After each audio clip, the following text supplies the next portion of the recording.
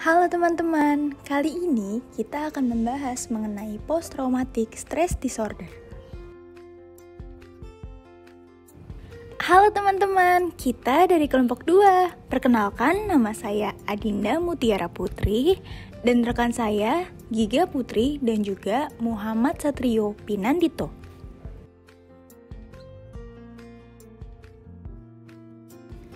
Dan ini merupakan poster yang akan membahas mengenai post-traumatic stress disorder.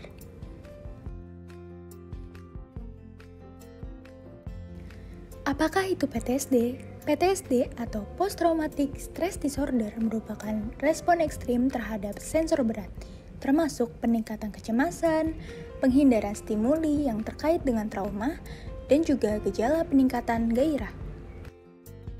Adapun karakteristik dari PTSD yaitu individu memiliki ingatan berulang atau mimpi buruk tentang suatu peristiwa.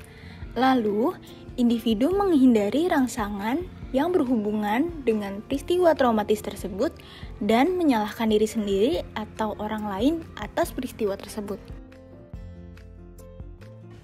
Karakteristik PTSD yang selanjutnya yaitu ingatan traumatis yang berulang, tidak disengaja, dan mengganggu. Lalu, mimpi menyedihkan yang berulang terkait dengan peristiwa tersebut, serta stres yang intens atau berkepanjangan atau reaktivitas fisiologis sebagai respon terhadap pengingat trauma, dan yang terakhir, mengalami kesulitan dalam berkonsentrasi. Berikut ini adalah jenis-jenis dari PTSD. Yang pertama, terjadinya ancaman atau kematian, cedera serius atau kekerasan seksual dalam satu atau lebih peristiwa. Contohnya, individu mengalami atau menyaksikan peristiwa traumatis secara langsung.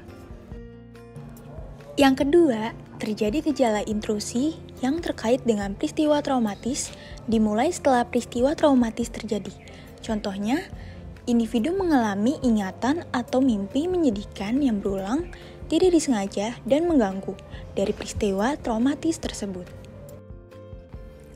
Yang ketiga adalah penghindaran persistensi dari rangsangan yang terkait dengan peristiwa traumatis dimulai setelah peristiwa traumatis terjadi.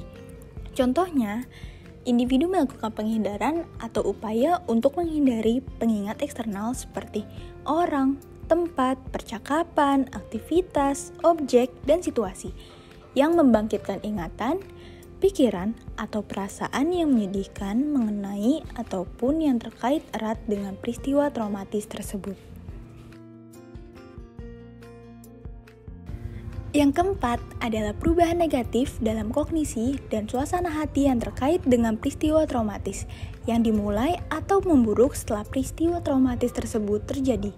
Contohnya, individu mengalami kognisi yang terus-menerus dan terdistorsi tentang penyebab atau konsekuensi dari peristiwa traumatis yang menyebabkan individu menyalahkan dirinya sendiri atau orang lain. Yang kelima adalah perubahan nyata dalam gairah dan aktivitas yang terkait dengan peristiwa traumatis yang dimulai atau memburuk setelah peristiwa traumatis tersebut terjadi. Contohnya, individu cenderung berperilaku mudah tersinggung dan ledakan kemarahan atau dengan sedikit atau tanpa provokasi. Biasanya dinyatakan sebagai agresi verbal atau fisik terhadap orang atau suatu objek. Etiologi gangguan stres pasca trauma. PTSD telah dikaitkan dengan model pekondisian dua faktor. Dalam model ini, ketakutan awal pada PTSD diasumsikan muncul dari pekondisian klasik. Pekondisian operan berkontribusi pada pemeliharaan perilaku penghindaran ini. Penghindaran diperkuat oleh pengurangan rasa takut yang berasal dari tidak berada di hadapan stimulus terkondisi. Perilaku menghindar ini mengganggu peluang rasa takut untuk padam.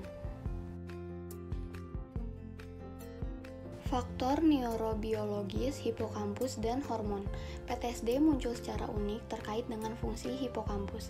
Hipokampus dikenal karena perannya dalam memori, terutama untuk memori yang berhubungan dengan emosi. Studi pencitraan otak menunjukkan bahwa di antara orang-orang yang PTSD, hipokampus memiliki volume yang lebih kecil daripada di antara orang-orang yang tidak memiliki PTSD. Epidemiologi adalah ilmu yang menganalisis tentang penyebaran, pola, dan penentu kondisi kesehatan, juga penyakit pada populasi tertentu. Prevalensi PTSD tampaknya tingkatannya lebih rendah di antara orang dewasa, yang lebih tua dibandingkan dengan populasi umum.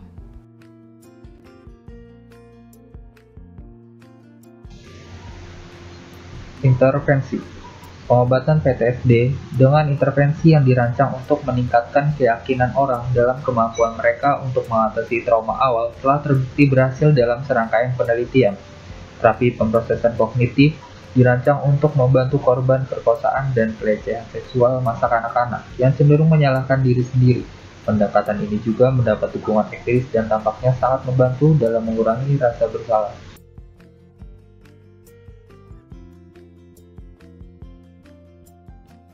Cara mengatasi. Beberapa jenis penelitian menunjukkan bahwa orang yang mengatasi trauma dengan mencoba menghindari memikirkannya lebih mungkin mengembangkan PTSD dibandingkan orang lain. Faktor protektif dan dapat membantu seseorang mengatasi trauma berat dengan lebih adaptif. Dua yang tampaknya sangat penting termasuk kecerdasan tinggi dan dukungan sosial yang kuat.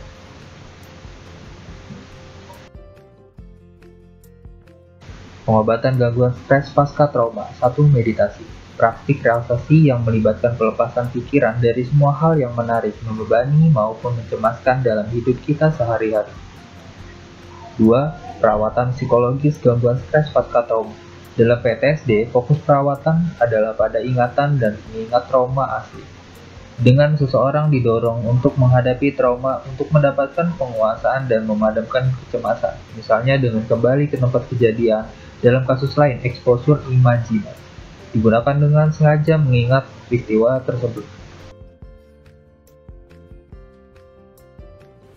Teman-teman, mari kita kampanyekan gerakan Stop Self-Diagnose and Go Meet Psychologist. Thanks for watching teman-teman. Stay safe and healthy ya.